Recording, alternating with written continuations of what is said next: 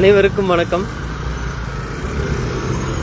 நீலகிரி மாவட்டம் உதகையிலிருந்து மேட்பாளையம் செல்லக்கூடிய வாகனங்கள் அனைத்தும் இன்னைக்கு 25/12/2025 ஜனவரி 4ஆம் தேதி வரை கோத்தகிரி சாலையிலிருந்து போகிறதுக்காக டைவர்ஷன் பண்ணியிருக்கிறாங்க.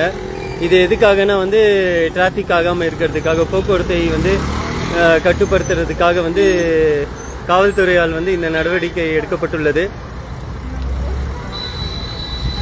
இன்னிலிருந்து ஜனவரி 4ஆம் தேதி வரை ஊட்டியிலிருந்து மேட்பாளையம் கோயம்புத்தூர் செல்லும் வாகனங்கள், டூரிஸ்ட் வெஹிக்கிள்ஸ் அனைத்தும் மேட்பாளையம் சாலையிலிருந்து போக வேண்டும் என்று கேட்டுக்கொள்ளப்படுகின்றது.